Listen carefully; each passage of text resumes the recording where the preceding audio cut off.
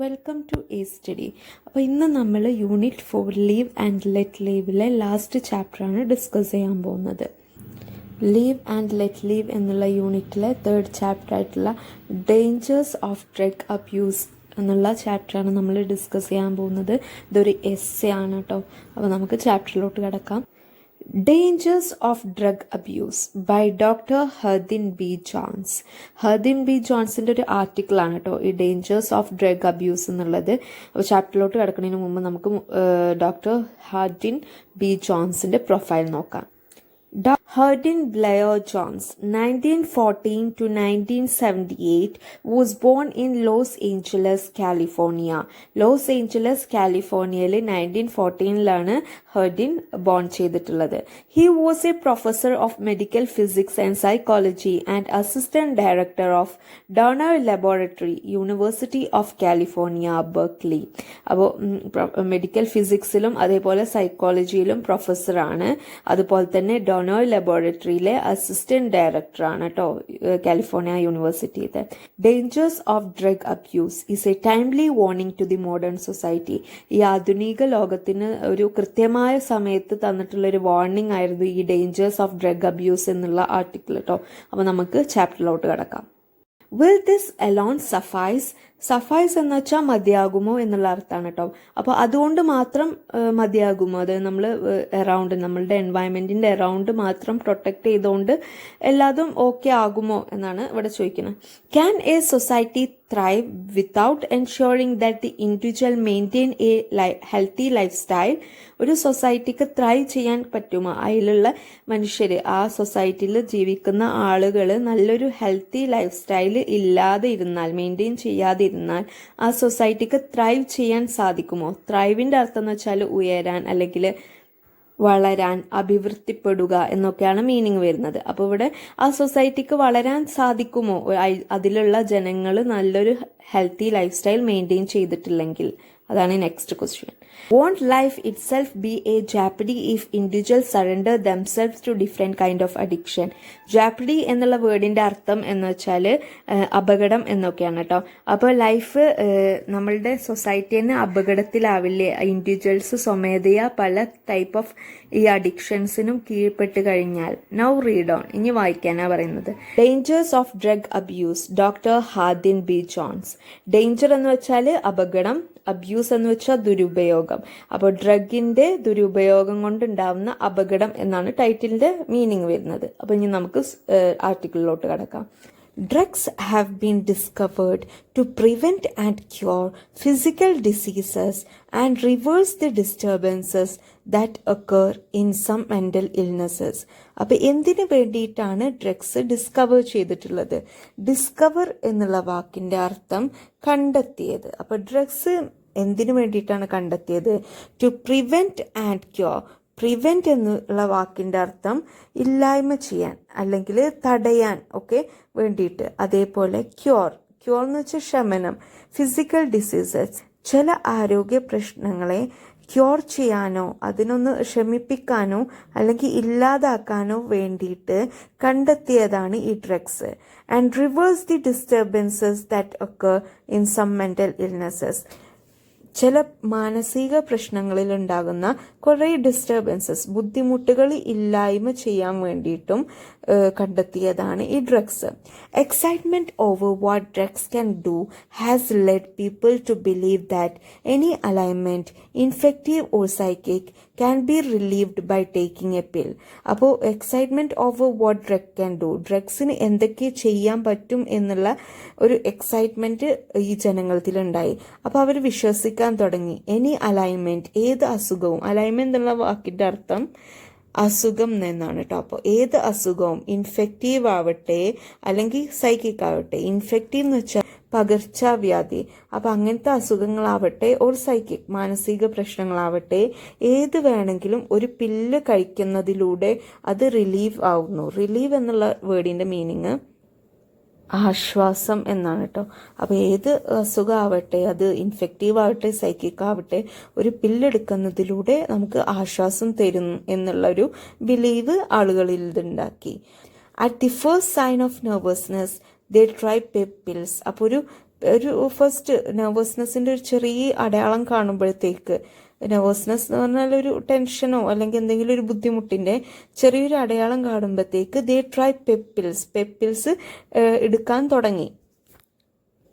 പെപ്പിൽസിൻ്റെ meaning text ബുക്കിൽ കൊടുത്തിട്ടുള്ളത് pills which can increase vigour, ഒരു ടൈപ്പ് ഓഫ് എന്താ പറയുക പിൽസാണ്. അത് യൂസ് ചെയ്യുമ്പോൾ നമുക്ക് ഒരു ധൈര്യം കിട്ടും. Medical journals now advertise tranquilizers, amphetamines and other mood-altering drugs. Doctors prescribe them and the public expect miracle from them.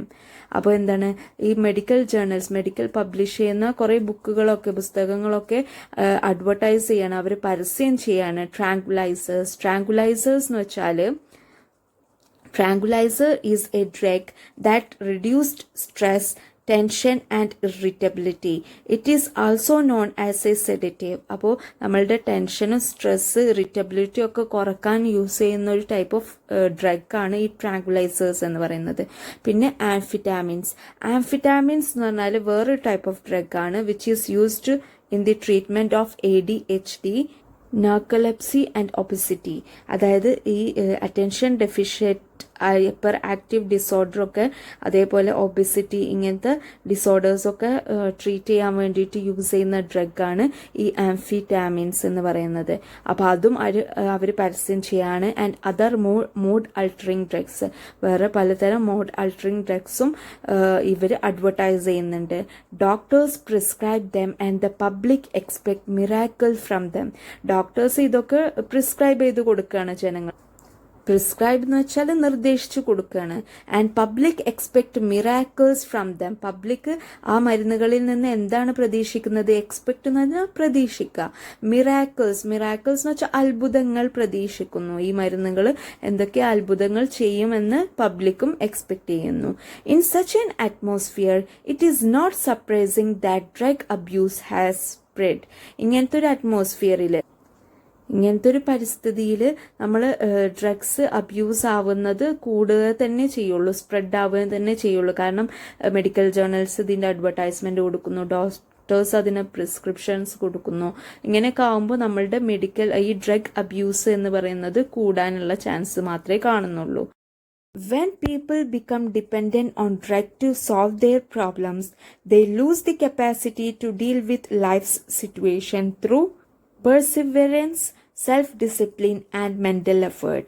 അപ്പോൾ when people become dependent on drug to solve their problems, അതായത് ജനങ്ങളെല്ലാവരും ഈ അവരുടെ പ്രശ്നങ്ങൾ പരിഹരിക്കാൻ വേണ്ടിയിട്ട് ഡ്രഗ്സിനെ ഡിപ്പെൻഡ് ചെയ്യുക എന്ന് വെച്ചാൽ ആശ്രയിക്കുക. അപ്പോൾ ഡ്രഗ്സിനെ അവരുടെ പ്രോബ്ലംസിനൊക്കെ ഒരു പ്രശ്നം വരുമ്പോൾ അതിനൊക്കെ സൊല്യൂഷന് ഒരു പരിഹാരം എന്നുള്ള രീതിയിൽ ഈ ഡ്രഗ്സ് യൂസ് ചെയ്യാൻ തുടങ്ങുമ്പോൾ they lose the capacity to deal with life situation through perseverance, self discipline and mental effort.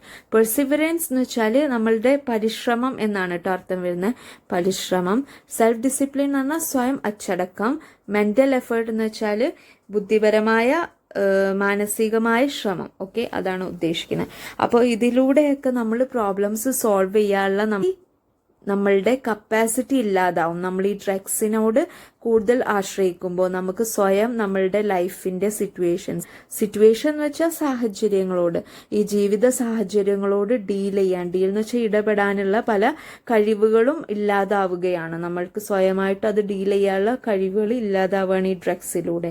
It is now often consider naive to expand energy on solving a problem when there is an easy way out. അപ്പൊ എന്താ പറയുന്നത്, ഇത് use ചെയ്യുന്നവരെങ്ങനെ consider ചെയ്യണമെന്ന് വെച്ചാൽ, knave എന്നുള്ള വേർഡിന്റെ meaning നിങ്ങളെ text ബുക്കിൽ കൊടുത്തിട്ടുള്ളത് സിമ്പിൾ ആൻഡ് ആർട്ട്ലെസ് എന്നാണ്. അപ്പോൾ ഇവിടെ ഉദ്ദേശിക്കുന്നത് ഒരു ബുദ്ധിയില്ലായ്മയാണ്. ഇപ്പോൾ ഈ ഡ്രഗ്സ് യൂസ് ചെയ്യുന്നവർ ചിന്തിക്കുന്നത് നമ്മൾ ഈ പ്രോബ്ലംസ് സോൾവ് ചെയ്യാൻ വേണ്ടിയിട്ട് നമ്മളുടെ ബുദ്ധിയും കഴിവും എനർജിയൊക്കെ യൂസ് ചെയ്ത് സോൾവ് ചെയ്യാൻ എടുക്കുന്ന ആ എഫേർട്ട് എന്ന് പറഞ്ഞാൽ നെയ്വാണ്, ഒരു ബുദ്ധിയില്ലായ്മയാണ്. ഇപ്പോൾ when there is N easy way out, ഇങ്ങനത്തെ ഈ ഡ്രഗ്സ് പോലത്തെ ഓരോ പിൽസുകളുടെ ഈസി വേ ഔട്ട് ആയിട്ട് ഉദ്ദേശിക്കുന്നത്.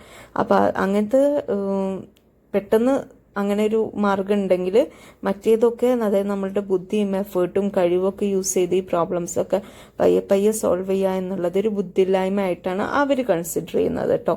ബട്ട് ഇത് ശരിക്കും പറഞ്ഞാൽ നമ്മൾ പിൽസ് യൂസ് ചെയ്യുമ്പോൾ നമ്മൾ ഒരു താൽക്കാലിക സൊല്യൂഷൻ എന്നുള്ളൂ. അത് ആ പ്രോബ്ലം അവിടെ തന്നെ ഉണ്ട്. ജസ്റ്റ് നമ്മൾ അതൊന്നും ഒരു എന്താ പറയുക വേറൊരു വേൾഡിലോട്ട് പോകുന്നു എന്നുള്ളൂ. ആ പ്രോബ്ലത്തിന് ഒരു സൊല്യൂഷനും ആവില്ല കേട്ടോ. It is a simple step from look what drug do for me when I feel depressed to imagine what drug can do for me when I feel good already. അപ്പോൾ എന്താ പറയുന്നത്, അതായത് ഒരു വ്യക്തി ഡ്രഗ്സ് ഫസ്റ്റ് യൂസ് ചെയ്യാൻ തുടങ്ങുക എന്ന് വെച്ചാൽ അയാൾ ഡിപ്രസ്ഡ് ആവുന്ന ഒരു ടൈമിലായിരിക്കും. അയാൾ ഏറ്റവും ഡിപ്രസ്ഡ് ആയിട്ട് ഇരിക്കുന്ന ടൈമിലായിരിക്കും ഒരു യൂസർ ഈ ഡ്രഗ് യൂസ് ചെയ്യാൻ തുടങ്ങുക. ബട്ട് പിന്നെന്താണ് സംഭവിക്കുക, അതില്ലാതെ അയാൾക്ക് ജീവിതം മുമ്പോട്ട് കൊണ്ടുപോകാൻ പറ്റാത്തൊരവസ്ഥ വരും. അതായത് ഇവിടെ എന്താ പറയുന്നത്, it is simple step from look what drug do for me when I feel depressed. അതായത് ഡിപ്രസ്ഡ് ആയപ്പോൾ ഞാൻ ഡ്രഗ്സ് യൂസ് ചെയ്യാൻ തുടങ്ങി. ഒരു യൂസറിനെ കുറിച്ചായിട്ടോ പറയണത്. അപ്പോൾ അയാൾ ഡ്രഗ്സ് യൂസ് ചെയ്യാൻ തുടങ്ങി. അപ്പോൾ ആ ഡിപ്രഷൻ ആയ ടൈമിലാണ് അത് അയാൾ യൂസ് ചെയ്തത്. To imagine what drugs can do for me when I feel good already. പക്ഷെ എനിക്ക് ഗുഡ് ടൈമുകളിലും ഇപ്പം ഡ്രഗ്സ് യൂസ് ചെയ്യേണ്ട ഒരു അവസ്ഥയാണ്. അതായത് ഈ യൂസ് ചെയ്യുന്ന വ്യക്തിക്ക് ആദ്യം ഡിപ്രസ്ഡ് ആയിട്ടുള്ള ടൈമിൽ അത് ഓവർകം ചെയ്യാൻ വേണ്ടിയിട്ടാണ് അയാൾ യൂസ് ചെയ്തത്. പക്ഷെ ഇപ്പോൾ അയാൾക്ക് ഗുഡായിട്ടുള്ളൊരു നിമിഷം, ഒരു നല്ലൊരു നിമിഷത്തിൽ പോലും അത് യൂസ് ചെയ്യേണ്ട അവസ്ഥയായി വരുന്ന. A distinction must be made, however, between medicine and the sensual drug. We must not disdain the real and important advances science has made. അപ്പോൾ എന്താ പറയുന്നത്, A distinction must be made. Distinction എന്ന വേർഡിൻ്റെ അർത്ഥം difference അല്ലെങ്കിൽ വ്യത്യാസം എന്നൊക്കെയാണ്. അപ്പം എന്തിൻ്റെ വ്യത്യാസമാണ് ഇവിടെ ഉദ്ദേശിക്കുന്നത്?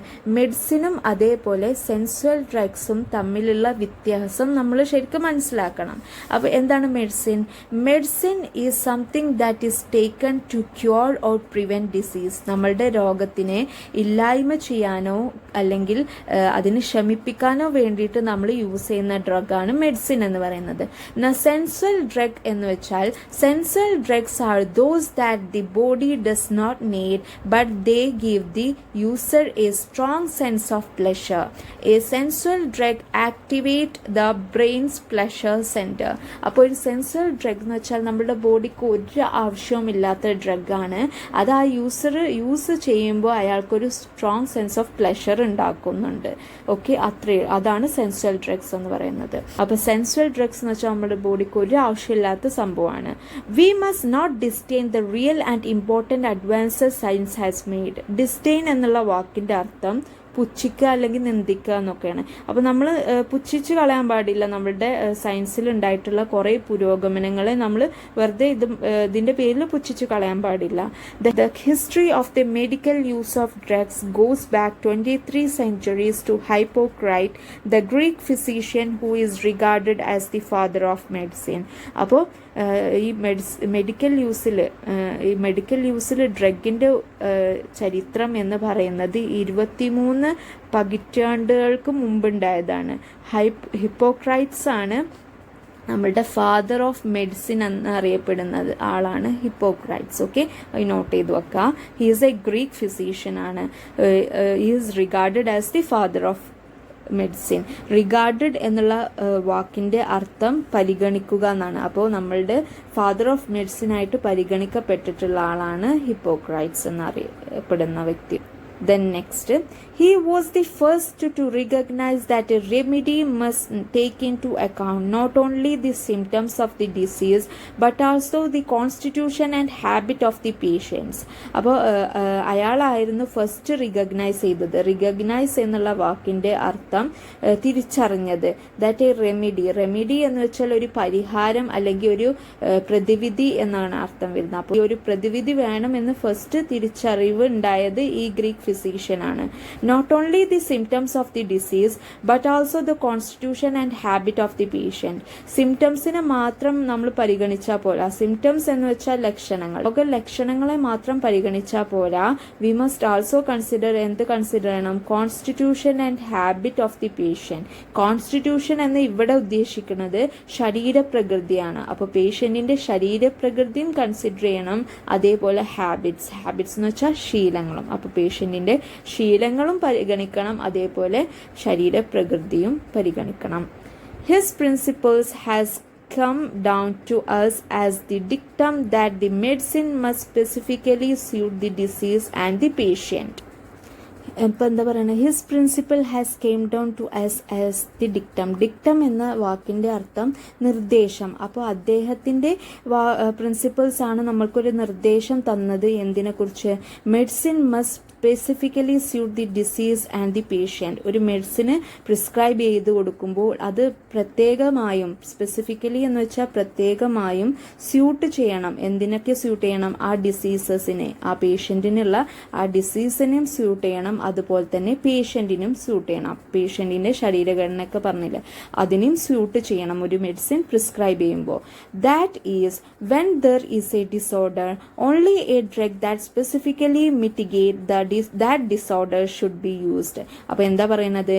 ഒരു ഡിസോർഡർ ഉണ്ടാകുമ്പോൾ, ഡിസോർഡർ എന്ന് ഇവിടെ ഉദ്ദേശിക്കുന്നത് രോഗം എന്നാണ് കേട്ടോ. ഒരു രോഗം ഉണ്ടാകുമ്പോൾ അതിനൊരു ഡ്രഗ്സ് സ്പെസിഫൈ ചെയ്ത് കൊടുക്കുമല്ലോ, ഒരു പ്രത്യേകതരം ഡ്രഗ്സ് അതിന് വേണ്ടിയിട്ട് നമ്മൾ ആ രോഗത്തിൻ്റെ ശമനത്തിന് വേണ്ടിയിട്ട് കൊടുക്കുമല്ലോ. അത് മിറ്റിഗേറ്റ് എന്നുള്ള വാക്കിൻ്റെ അർത്ഥം, മിറ്റിഗേറ്റ്സ് എന്ന് വെച്ചാൽ ശമിപ്പിക്കുക എന്നാണ്. അപ്പോൾ ആ ഒരു മരുന്ന് ശമനം കൊടുക്കുന്ന ആ മരുന്ന് നമ്മൾ ആ ഒരു ഡിസോർഡറിനെ, ആ രോഗത്തിനുള്ളത് തന്നെ ആയിരിക്കണം. The drug should also have restorative effect or it will unbalance healthy functioning of the brain and body. അപ്പോൾ നമ്മൾ നിർദ്ദേശിച്ചു കൊടുക്കുന്ന drugs should also have restorative effect. Restorative effect എന്ന് വെച്ചാൽ ആരോഗ്യം വീണ്ടെടുക്കുക എന്നാണ് അതിൻ്റെ അർത്ഥം വരുന്നത്. അപ്പോൾ ആരോഗ്യം, ആ ഡ്രഗ്സ് കൊണ്ട് അവർക്ക് ഉള്ള ആ അസുഖം മാറിയിട്ട് അവരുടെ ആരോഗ്യം വീണ്ടെടുക്കാൻ സഹായിക്കണം. ഇല്ലാത്ത പക്ഷം ഓർ എൽസ് എന്താ ഉണ്ടാവുക? Unbalance healthy functioning of the brain and body. ബോഡിയും ബ്രെയിനും അൺബാലൻസ്, താളം തെറ്റിയ, അൺബാലൻസ് എന്നുള്ള വാക്കിൻ്റെ അർത്ഥം താളം തെറ്റുക എന്നാണ് കേട്ടോ. അപ്പോൾ ബോഡിയും ബ്രെയിനും താളത്തെറ്റിപ്പോവും. The correlative of this principle is that a healthy person cannot benefit from taking a drug. അപ്പോൾ ഈ പ്രിൻസിപ്പിളിൻ്റെ കോറിലേറ്റീവ് എന്താന്ന് വെച്ചാൽ, ഒരു ഹെൽത്തി ആയിട്ടുള്ള ഒരു വ്യക്തിക്ക്, ഒരു ആരോഗ്യപൂർണ്ണമായിട്ടുള്ള ഒരു വ്യക്തിക്ക് ഒരിക്കലും ഡ്രഗ്സിൽ നിന്ന് ഒരു ബെനിഫിറ്റും കിട്ടില്ല എന്നാണ്. അതായത് ഒരു ആരോഗ്യം കുറഞ്ഞൊരു വ്യക്തിക്ക് മാത്രമാണ് ഡ്രഗ്സ് പ്രിസ്ക്രൈബ് ചെയ്യുന്നത്, അയാളുടെ ഹെൽത്ത് കണ്ടീഷൻ അനുസരിച്ച്. അപ്പോൾ ഒരു ആരോഗ്യമുള്ള ഒരു വ്യക്തിക്ക് അതിൽ നിന്ന് ബെനിഫിറ്റ് ഒന്നും കിട്ടില്ല. This too comes from Hippocrates, who said person in good health quickly lose their strength by taking purgative medicines. അപ്പോൾ ഈ ഒരു ചിന്താഗതിയും വന്നിട്ടുള്ളത് ഹിപ്പോക്രാറ്റ്സിൽ നിന്നാണ്. Person in good health quickly loose there strength. ഒരു ആരോഗ്യമുള്ളൊരു വ്യക്തി അയാളുടെ സ്ട്രെങ്ത് ലൂസ് ആവും. സ്ട്രെങ്ത് എന്നുള്ള വാക്കിൻ്റെ അർത്ഥം ശക്തി എന്നാണ് കേട്ടോ. അപ്പോൾ അയാളുടെ ശക്തി ലൂസ് ആവും ബൈ ടേക്കിംഗ് എ പെർഗേറ്റീവ് മെഡിസിൻ. ഒരു പെർഗേറ്റീവ് ആയിട്ടുള്ള മെഡിസിൻ അദ്ദേഹം എടുത്തു കഴിഞ്ഞാൽ അയാളുടെ ഹെൽത്ത് ഇല്ലാതെ ആവും, അയാളുടെ സ്ട്രെങ്ത് ഇല്ലാതെ ആവും എന്നാണ് പറയണത്. ഈ പെർഗേറ്റീവ് മെഡിസിൻ എന്ന് വെച്ചാൽ ഈ ശുദ്ധീകരണത്തിന് വേണ്ടിയിട്ട് നമ്മൾ യൂസ് ചെയ്യുന്ന മെഡിസിൻ ആണ് കേട്ടോ, purgative medicine. The distinction between medicine and sensual drug is simple. അപ്പോൾ നമുക്ക് മെഡിസിനും അതേപോലെ സെൻസ്വൽ ഡ്രഗും തമ്മിലുള്ള വ്യത്യാസം എന്ന് പറയുന്നത് സിമ്പിളാണ്. Sensual drugs are those that body has no need for but that give the user a strong sense of pleasure. അപ്പോൾ sensual drugs എന്താണെന്ന് നോട്ട് ചെയ്ത് വെക്കുക കേട്ടോ, ഈ അണ്ടർലൈൻ ചെയ്ത പോയിന്റ്സ് നോട്ട് ചെയ്ത് വെക്കുക. Body has no need for but that give the user a strong sense of pleasure. അപ്പോൾ നമ്മളുടെ ബോഡിക്ക് ആവശ്യമില്ലാത്ത ഡ്രഗ്സ് ആണ് ഈ സെൻസ്വൽ ഡ്രഗ്സ് എന്ന് പറയുന്നത്. അത് യൂസ് ചെയ്യുന്ന വ്യക്തിക്ക് അത് യൂസ് ചെയ്യുമ്പോൾ ഒരു പ്ലഷർ കിട്ടും എന്നുള്ള ഒരു ടൈപ്പ് ഓഫ് ഡ്രഗ്സ് ആണ് സെൻസ്വൽ ഡ്രഗ്സ് എന്ന് പറയുന്നത്. Sensual drugs activate the brain's pleasure centre. അപ്പോൾ സെൻസ്വൽ ഡ്രഗ്സ് ആക്ടിവേറ്റ് ചെയ്യുന്നത് ബ്രെയിൻസിൻ്റെ പ്ലഷർ സെൻറ്ററിനെ ആക്ടിവേറ്റ് ചെയ്യുന്ന ടൈപ്പ് ഓഫ് ഡ്രഗ്സ് ആണ് ഈ സെൻസ്വൽ ഡ്രഗ്സ്. അതും നോട്ട് ചെയ്തു വെക്കാം കേട്ടോ. We do not know precisely how they do this, whether they stimulate the pleasure centre directly or activate them through chemical mimicry. അപ്പോൾ ഈ ഒരു സെൻസ്വൽ ഡ്രഗ്സ് ഇതെങ്ങനെയാണ് പ്രവർത്തിക്കുന്നത് എന്ന് കൃത്യമായിട്ട് അറിയുന്നില്ല. പ്രിസൈസ്ലി എന്നുള്ള വാക്കിൻ്റെ അർത്ഥം കൃത്യമായി എന്നാണ്. കൃത്യമായിട്ട് എങ്ങനെയാണെന്ന് അറിയുന്നില്ല.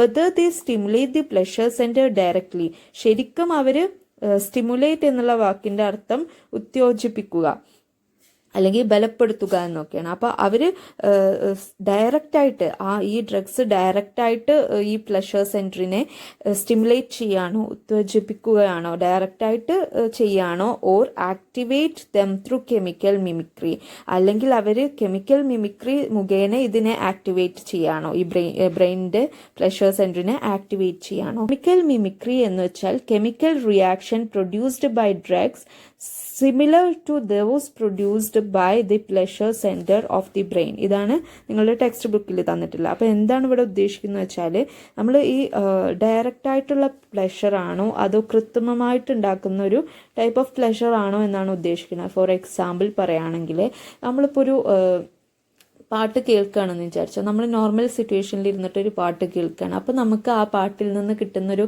ടൈപ്പ് ഓഫ് ഹരമുണ്ടല്ലോ, ആ ഒരു വൈബ്, അത് ഒരു ഡയറക്റ്റ് സെൻസേഷനാണ്. അതായത് നമുക്കത് ആ വൈബ് നമുക്ക് ചിൽ ഔട്ട് ചെയ്യാൻ പറ്റുന്നുണ്ടെങ്കിൽ നമ്മളത് ഡയറക്റ്റായിട്ട് നമ്മുടെ പ്ലഷർ സെൻറ്റർ ബ്രെയിനിൻ്റെ പ്ലഷർ സെൻറ്ററിനെ സ്റ്റിമുലേറ്റ് ചെയ്തിട്ട് പ്രവർത്തിപ്പിക്കുകയാണ് അല്ലേ. നമുക്കതിനോട് ഇങ്ങനെ ഡാൻസ് ചെയ്യാൻ പറ്റുന്നുണ്ട്. പക്ഷേ ഒരു ഡ്രഗ്സ് യൂസ് ചെയ്തിട്ട് ഇപ്പോൾ ഒരു ഇരുട്ടുള്ള റൂമിലൊക്കെ ഇരുന്നിട്ട് ഡ്രഗ്സ് യൂസ് ചെയ്യുമ്പോൾ അവിടെ പ്രത്യേകിച്ച് നമുക്ക് എൻജോയ് ചെയ്യാനുള്ളൊരു നമ്മളുടെ ബ്രെയിനിനെ ഓപ്പൺ സിറ്റുവേഷനിൽ നമുക്ക് ചിൽ ഔട്ട് ചെയ്യാനുള്ളൊരു സംഭവമല്ല. പക്ഷേ ഈ ഡ്രഗ്സ് യൂസ് ചെയ്യുന്ന ആ ഒരു ഇതിൽ അവർ ആ ഒരു വൈബ് കിട്ടുന്നുണ്ട്, അതായത് ആ ഒരു പ്ലഷർ കിട്ടുന്നുണ്ട്. പക്ഷെ അവർക്ക് എൻജോയ് ചെയ്യാൻ പറ്റുന്ന ഒരു സംഭവം അവിടെ ഇല്ലല്ലോ, കൃത്രിമമായിട്ടുണ്ടാക്കുകയാണ്. അതാണ് ഇവിടെ ഉദ്ദേശിക്കുന്നത് കെമിക്കൽ മിമിക്രി എന്നുകൊണ്ട്.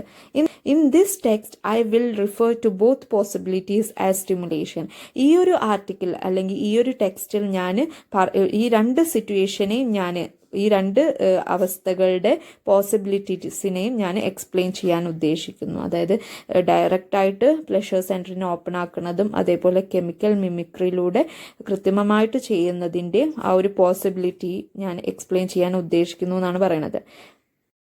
Govern sensations, moods, thoughts and action not by a magical process but by an incredibly complex series of chemically regulated controls.